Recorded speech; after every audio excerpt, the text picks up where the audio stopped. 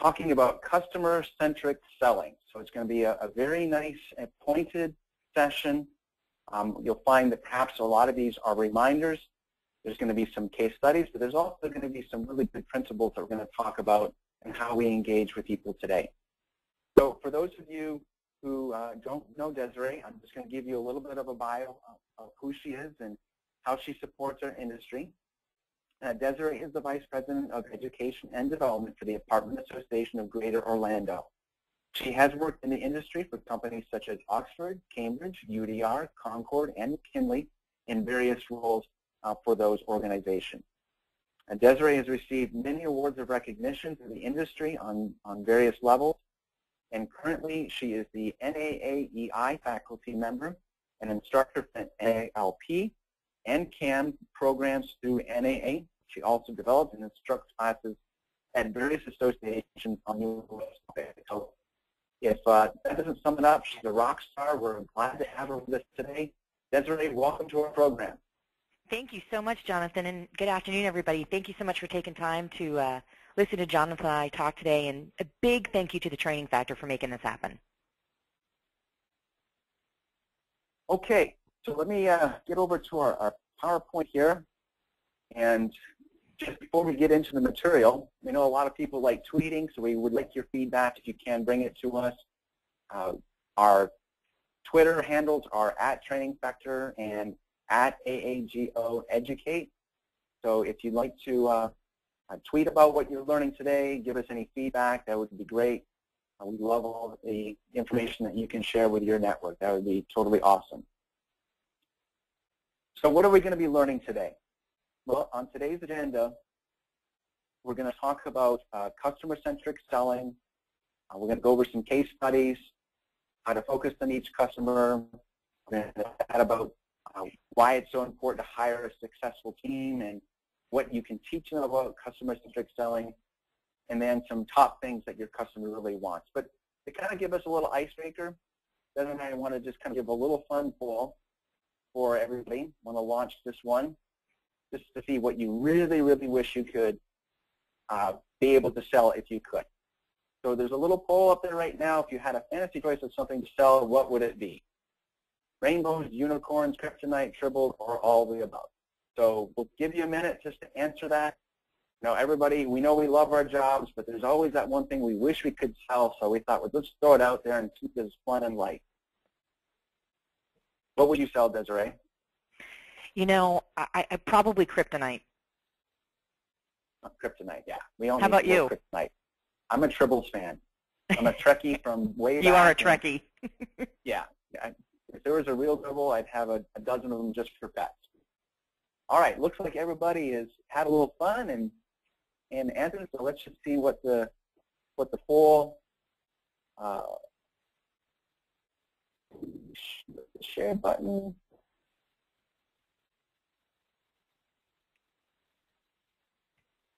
There we go.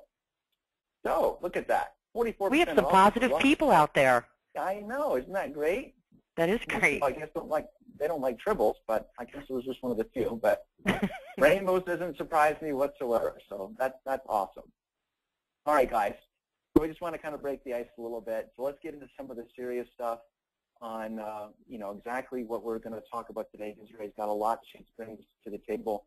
So let's talk about Desiree. And just give me a minute. I'm waiting for the screen to come up.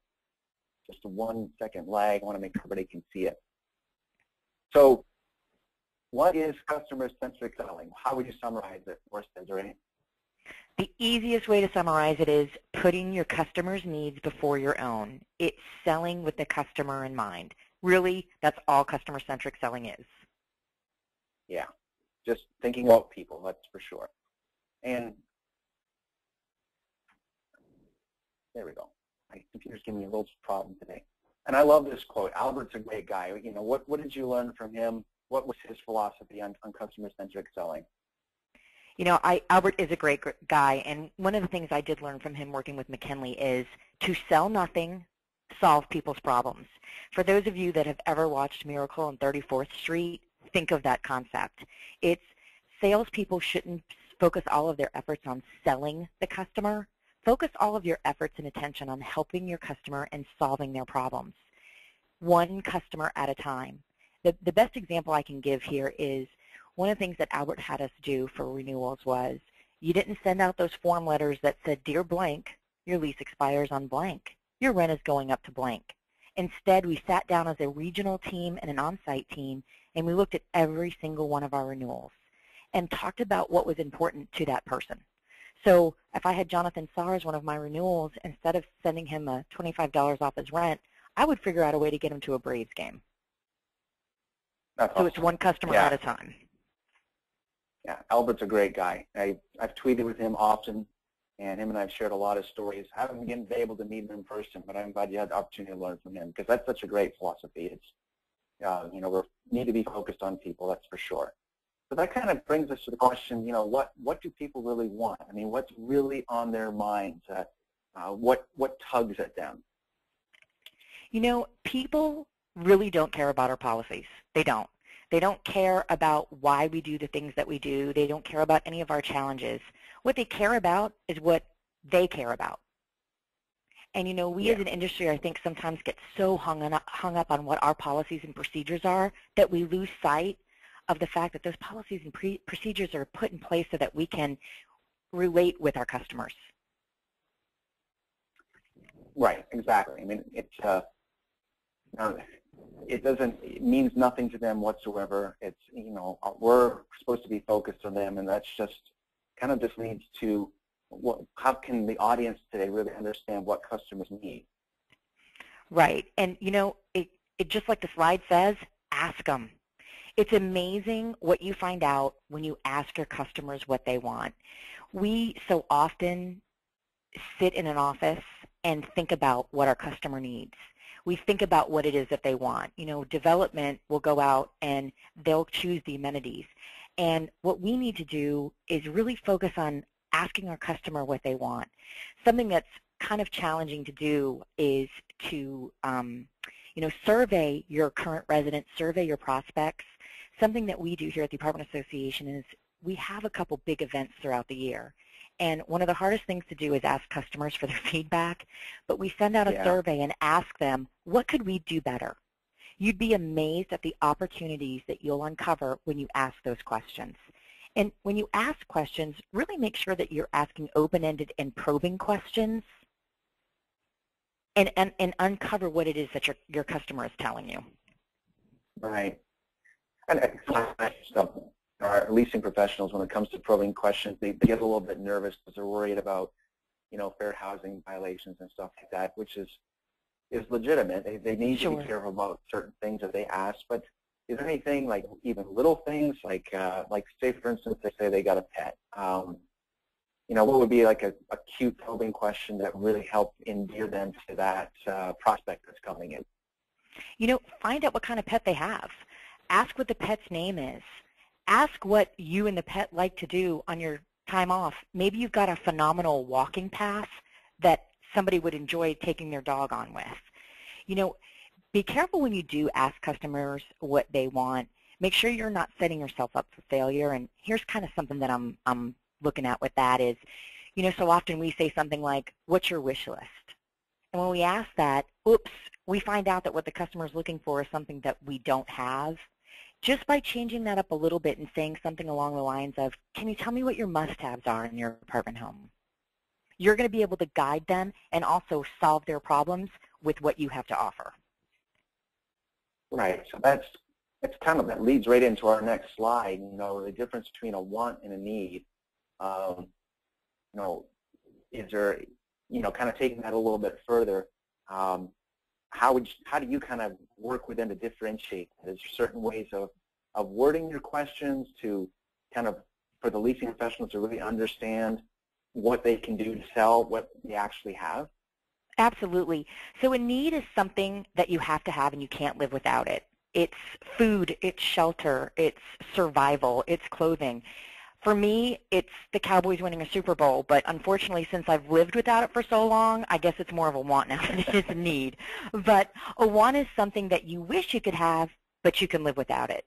So again, if you use that probing question of, can you tell me what your must-haves are? you as a good salesperson, you're going to identify certain situations and certain sales opportunities. So I think just trying to distinguish if somebody wants granite countertops or if they find that they don't need it. What they need is a full-size washer and dryer. So finding out the difference between somebody really wanting something or what they really need. Right. So that just takes some forethought. You got to just really analyze the situation and know people. And one of the things I like talking about to people from an emotional intelligence standpoint is just really kind of size up the prospect, kind of look at them, try to gauge, their overall situation and why they're there, and that can really help with overall questions that you may need to ask them, which kind of leads to, well, go ahead, Desiree. You got something to add to it? No, I was just going to say, I think something as salespeople, I think something that all of us kind of cringe on guest cards that we've always been forced to ask is, why are you moving? But if you look at it from a customer-centric standpoint, asking someone why they're moving really helps you gauge that conversation and uncover what their needs and their wants are. Right. Very good. Cool. So that just kind of leads to the overall, like you were talking about with the guest card, we can get into that road where you're just kind of scripting things based on what you're required to ask. But how does that translate over now to the actual language? What can we talk to the folks about the overall customer-centric language today? Well, and I think this applies, not that all customers aren't like this, but I think this applies a lot to our millennials out there. We want to be individuals. And sometimes when you use language like everyone enjoys the location, you may alienate someone. Someone may be out there thinking, I don't love it, and you've completely disconnected with that prospect. Instead, when you uncover what solutions you have to their problems, you can say something along the lines of, well, Jonathan, based on what you've shared with me, it seems like our location would save you about 10 hours a week in commuting. Doesn't that sound like a perfect apartment home for you? So you're really taking what their needs are and you're translating that into a solution. Right. Because it seems like to me when people say the word always, everyone, never, those are infinities. And that can actually create a disconnect, as you kind of commented on it. It's just that it doesn't focus on them. It's just like, well, I'm not in the universal world of all people. I want something about who I am and what I'm going through. Absolutely. So, and who is everyone, by the way? Right, exactly, which kind of is nice to kind of segue over to the approach. So what should be a nice approach that our leasing professionals and managers should be taking with people? Think about what Albert said with the one customer at a time. Every single customer is different. They come from different walks of life. Their experiences are different. Their cultures are different. And when you try a one-size-fits-all approach, what winds up happening is you're underserving all of your customers. I think the best modern example we can think about with this is in 2006, Walmart, what they did was they took away their cookie-cutter approach to being everything to everyone. And they looked at their customer base and they decided to choose 6 specific demographic groups. And they focused on making sure that they took care of the needs of those 6 demographic groups. What wound up happening is they were able to completely demolish things like Kmart, Zare. I know a lot of people on the call don't even know what those stores are, but they used to be in existence. And whether most of us want to admit it or not, 85% of the U.S. population shops at Walmart at least once a year. So they've really found out that they can not take that one-size-fits-all, and what they can do is then they can hone in on really what that customer is looking for in those specific demographic groups. I think that's a great example.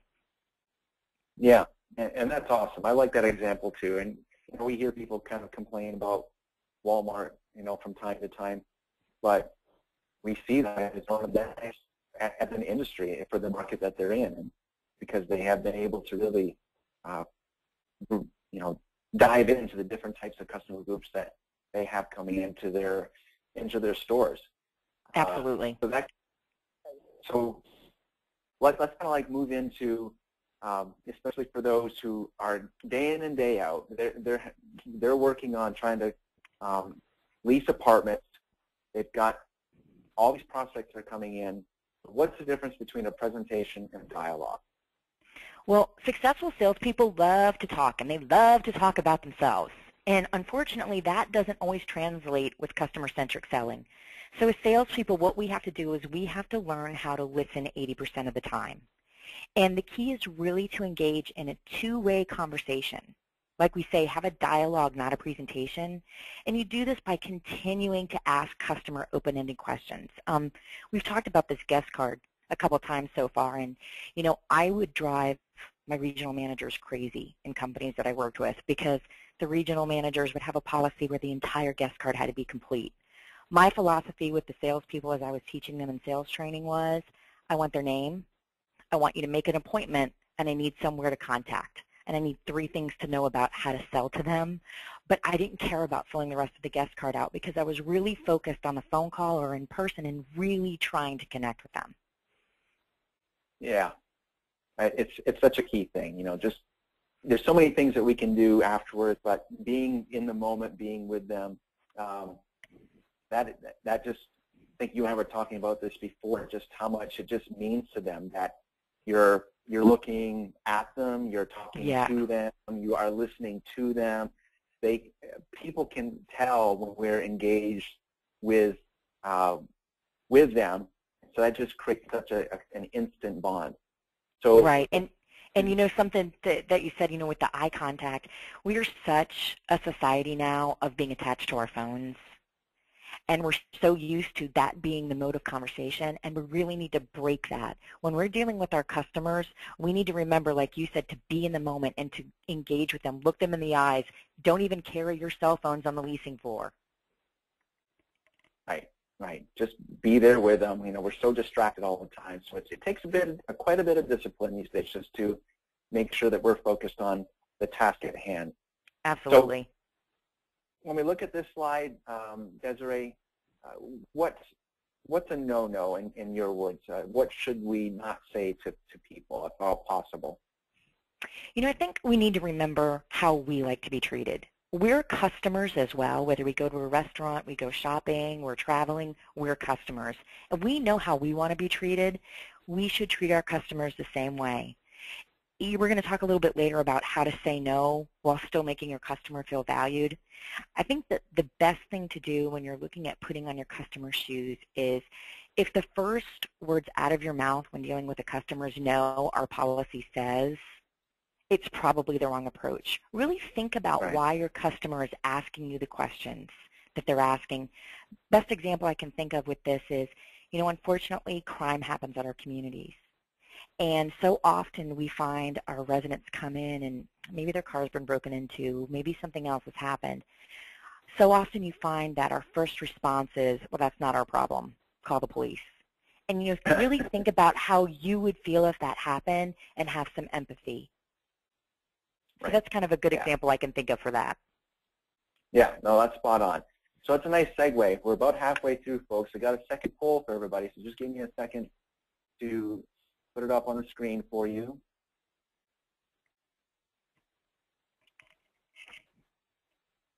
So the question is, which industry in your experience delivers poor customer service?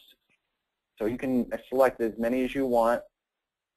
We just want a little bit of feedback as we go into our next section to kind of give you some clarity. Because there's nice he's going to share on what certain brands and how successful they have been in the, in customer service and just taking it to the next level. So we've got about 50% that have voted. Give everybody a few more seconds to put out their votes for us. Well, these numbers are staggering, but don't surprise me. I can't wait to see this one. Yeah, I can't wait to put this up too, because it doesn't surprise me at all. I think I know which one everybody chose. Yeah. Thanks everybody for the participation. This is amazing. We really appreciate it. Boy, I'm going to give everybody about 5 more seconds, and then we're going to move on.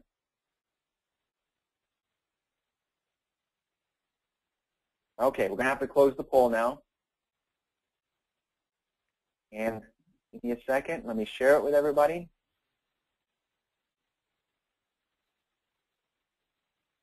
Ready? Drum roll. Yep, that's the one I figured everybody was going to pick. Yeah, telecommunications. And why doesn't that surprise you, Desiree? You know, you hear so many horror stories, and we will not mention any brands, but you hear so many horror Nope. stories. If you look on Facebook, that's probably the industry that I see people complain the most about. Right. And unfortunately with healthcare, I mean, that's just a big topic all over the country. So it's amazing when I look at these kind of polls, it's a lesson to me because we deal with so much bad customer service in the critical parts of our life.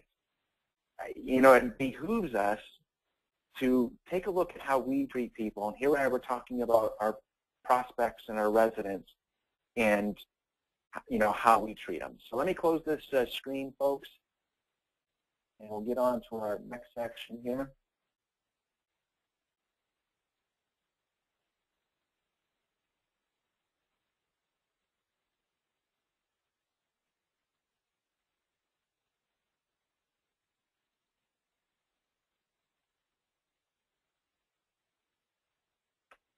Oh, there we go, finally.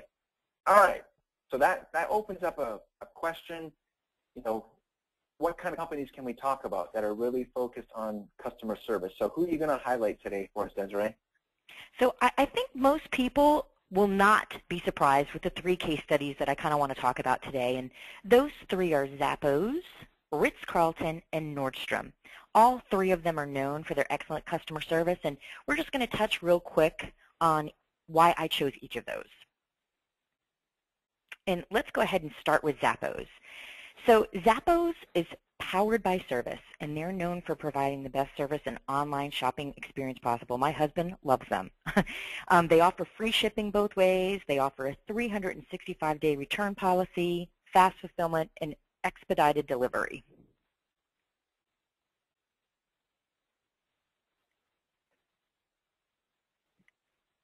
Yeah, close. They're a great company. I keep hearing about them wherever I go. I haven't bought from them personally, but I know I need to try one day. They're live up to their name, I'll tell you that one. Zappos is committed to wowing each and every customer. Their employees are taught to live and deliver wow. And this last line I absolutely love. We're a service company that sells shoes, handbags, etc. And if you don't think that this is powerful, let me just throw a couple stats out there for everybody. Zappos has 7.4 million total purchasing customers. And for those of us thinking about those renewals, listen to this. On any given day, 75% of purchases are from returning customers. 43% of Zappos customers come from word of mouth.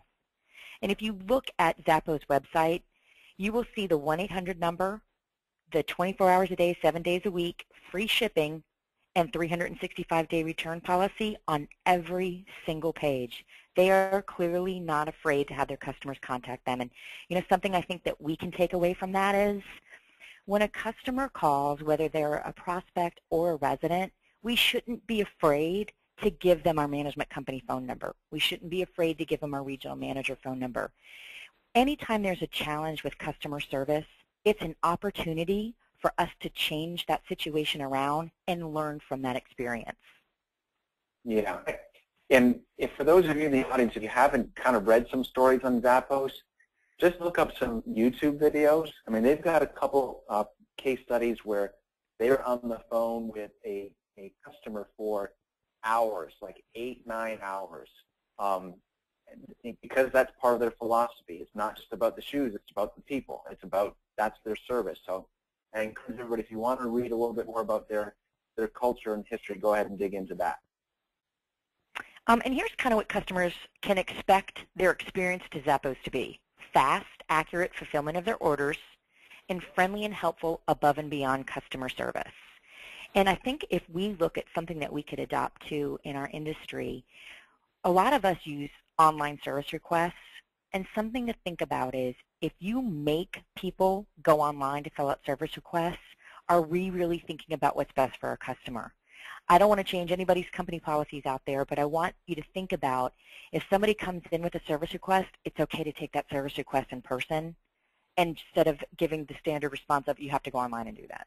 So I think that's kind of something we can learn from Zappos. Yep.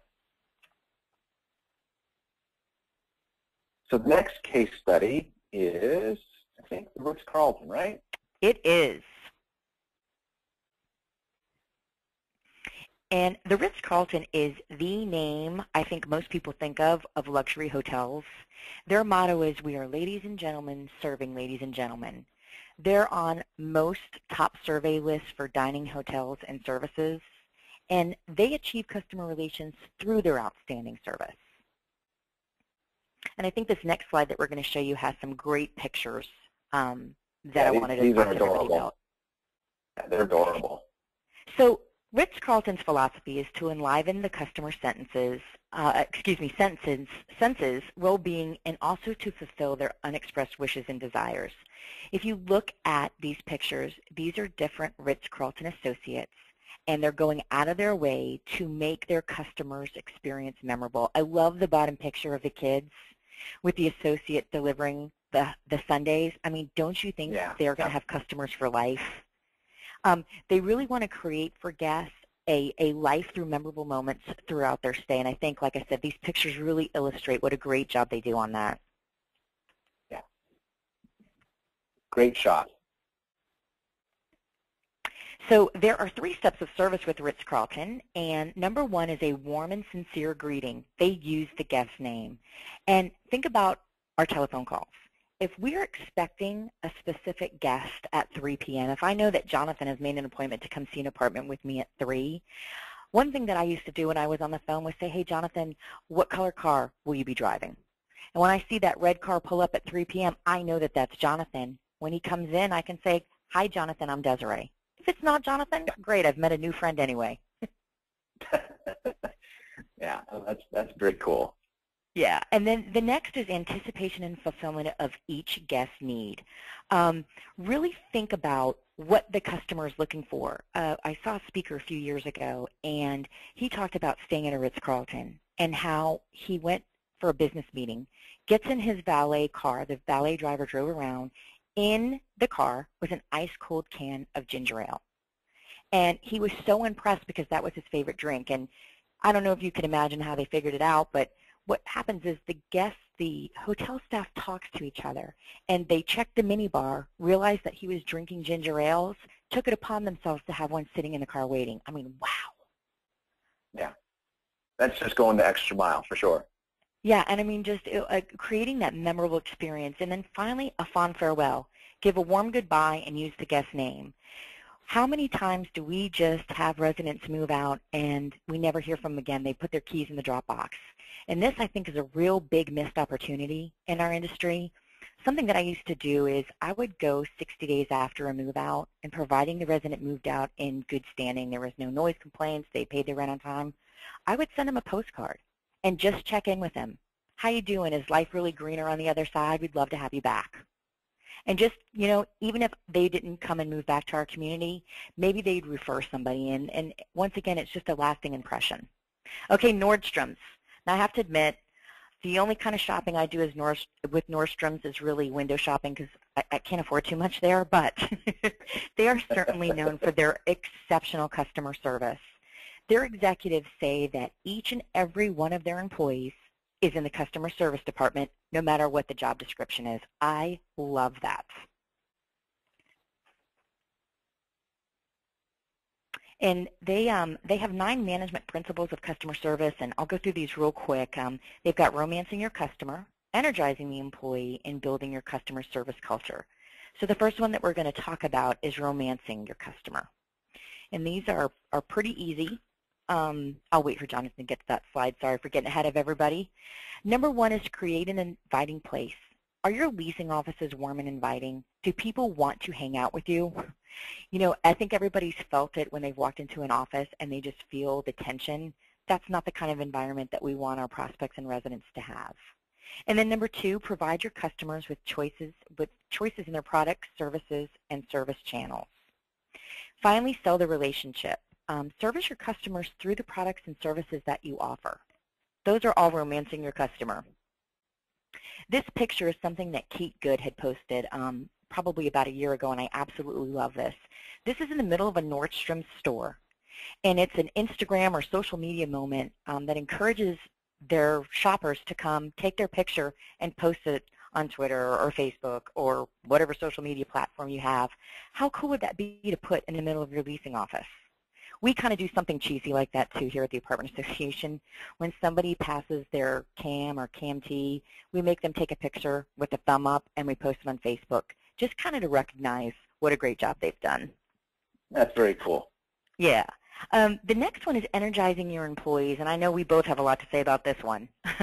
First of all, hire nice, motivated people. You know, when you are interviewing, think about the fact that you can teach people skills, you can't teach them attitude. And I know you've heard that a million times, but what you can do is really take your interview process and ask questions specific to customer service. Next is empower employees to take ownership. No matter what the job is, if it's a groundskeeper, if it's a manager, a leasing consultant, if a customer comes to you with a challenge, own that challenge and see it through to resolution. You know, empower your employees to make some decisions. And then finally, sustain the people on the front lines. Give them a culture of support and mentorship. Don't leave them hanging. If you're going to empower them, back them up when they make those decisions. Right. And I'll add that too, Desiree, because it's one thing I taught in the class recently. You know, our employees should never be afraid to make a mistake. We want to be able to give them the tools that they need to be able to further themselves. But if there's an air of fear that if they make a mistake, they're going to get chastised for it, that just waters it down, you know, and they'll just be in fear and just go with the status quo. So I just want to throw that in there.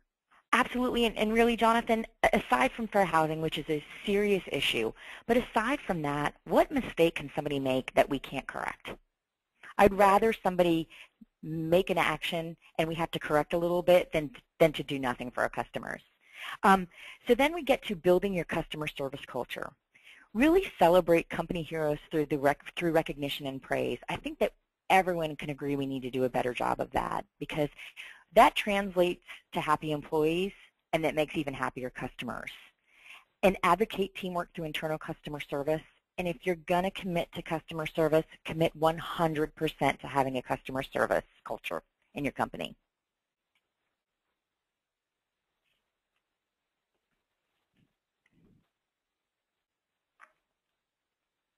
You got to go to webinar sometimes. Sorry about that. Go ahead. So we're going to kind of wrap this up and really drive it home what we can take away from today. So elements of customer-centric service. Number one, focus on the customer. Train every employee, no matter what their job title, on customer-centric service. So remember we talked about at Nordstrom's that everyone's in the customer service department. Next time you all have a staff meeting, tell everybody and challenge your teammates. Every single one of us is in the customer service business. And then hire employees who are customer-centric focused, and make sure that when you're interviewing, you're asking questions that can lead into finding out if somebody really has customer-centric selling in their toolbox. Yeah, and I'll give that a double whoop whoop. Give me a whoop whoop. I think we have a picture of what not to look like, right? Yep, it's coming up right now. But train your people, folks. Train them, train them, train them. Obviously, I'm going to say train. Train. Like with the training factor. What happens when you train employees, like Jonathan said, you're really showing them that you believe in them and that you value them, and they're worth your investment. Even if it's just them being able to take a webinar once a month, you're showing that you're believing in their future and you're helping them to grow. Oh, look at that. How about that? So value each employee. Employees who feel valued make their customers feel valued. Resolve any complaints or problems immediately, especially if the complaint is posted publicly. So let's go ahead and talk about social media real quick. If somebody posts something on your Facebook page or Twitter, the best thing to do is obviously respond to them immediately. What you don't want to do is get into a war of words. Take that conversation offline. But please make sure that you're responding to that complaint, that comment, publicly, and then take the conversation offline because you don't want to get into a battle. The worst thing you can do is to delete or erase the post. So that kind of brings us to just a few key words left, like what do our customers really want? Like what's on their mind? Okay, so we promised in the beginning that we were going to give everybody some 5 takeaways. Lori Brown wrote a book called It All Starts With You, Customer Service, and she highlights 5 things that your customer really wants, and they're really pretty basic, pretty easy, and I think we can all adopt them. Number 1 is accessibility. Make it easy to do business with you. Think about our Zappos example. I'm not suggesting that we're open 24 hours a day, 7 days a week, but when we're there, make sure that we're available to our customers. And that leads us to availability. Are we really there when our customer needs us? You know, I know that most of our leasing offices are open 9 to 6, and in a perfect world, I would love it if leasing worked from, say, 10 to 7 or 11 to 8. That's when our customers are looking. Our customers work from 9 to 5 just like us, and we need to figure out a way to capture those people outside of normal business hours. Affability, just be nice. That's what that means. They want people to be nice. They don't want to be yelled at. They don't want to be told what they're doing wrong. They want you to be nice. With agreeability, we're not suggesting in any way that you have to tell your customer yes. What we are suggesting is instead of saying no, say, let me see what I can do. Your customer just wants to know that they've been heard and that you're taking their complaint or their problem seriously.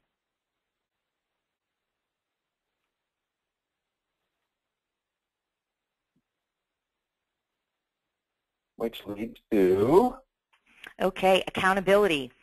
Take ownership of their needs and their issues. If you say you're going to resolve something, or if you say you're going to call someone back at the end of the day, call them back at the end of the day. Adaptability. Your customers' needs are always changing, and we need to make sure that we're staying on top of that. We need to make sure that we're not getting stuck in the status quo. And then with ability, your customers are getting more and more knowledgeable, and we need to stay ahead of that. They use the internet, and they know all kinds of information about your community already. They've probably checked you out on apartment ratings. Make sure that you educate yourself too and you know what your customer is looking at. And also, take a couple minutes, like Jonathan said, there's all kinds of resources out there. Learn something new every single week so that when your customer comes in and talks to you about some of these new thoughts, you've got it. So here's a wonderful graphic for you. This is from entrepreneur.com, which if you're looking to get some new information or teach yourself something every week, entrepreneur.com is a wonderful way to do that. And I won't go over every single one of these statistics, but something that jumps out at me right away is 86% of consumers will pay more for better customer service. We immediately think that we have to lower our rents or offer concessions when we're struggling.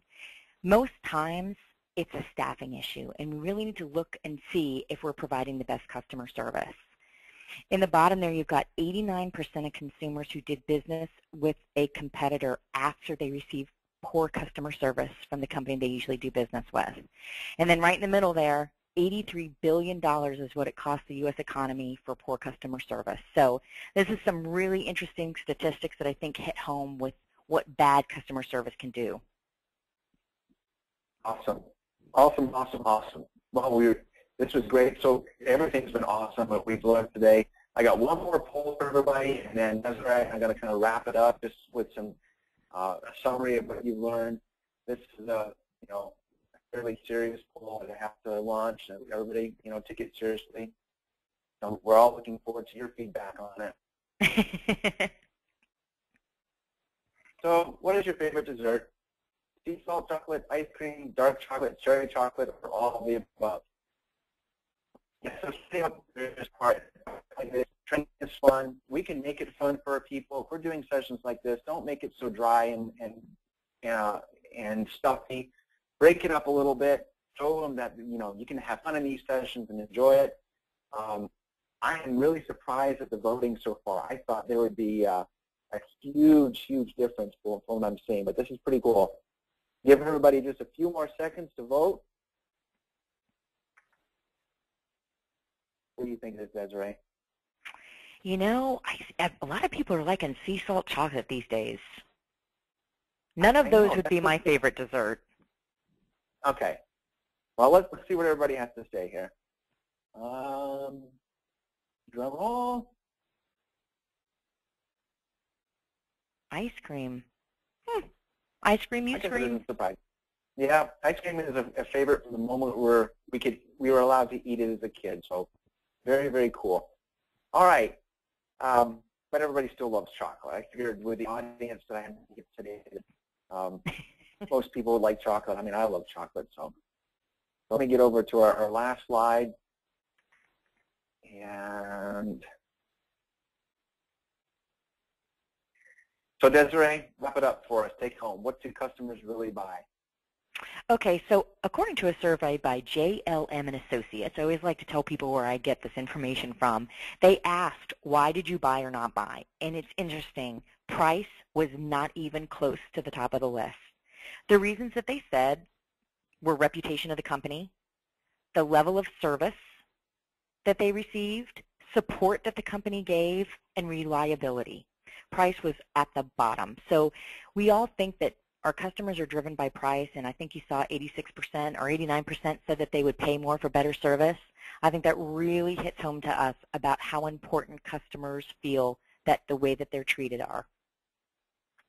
Yeah, and that's not just for, you know, we see that from a global picture, especially for our industry. We're a people industry. That was one thing that I heard from Brains on Fire session, and that was Gino Church's comment. It's like, you're dealing with people. You know, this should really be a no-brainer for us. Connect with people. We're not just selling apartments. We're giving people a home, and that's such a crucial thing to keep in mind. It really is. You know, I mean, think about how many memories are made.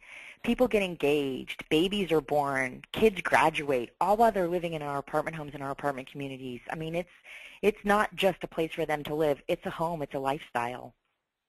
Yeah. Well, Desiree, I want to thank you so much for being a guest with us today. It was amazing material. It was a privilege to be able to work with you on it. For everybody who's still with us, there's some connection information. At the end of the webinar, there'll be a real brief survey. It's just 3 questions just to make sure that we've done you a good service. So if you have any other questions, you can let us know. Thank you, and thank you, everybody. Yeah, it's been a real pleasure. My name is Jonathan Starr from the Training Factor, and we have Desiree Starr from the Atlanta Apartment Association of Greater Orlando with us. Thank you for being with us today. Have a great afternoon. Thank you so much.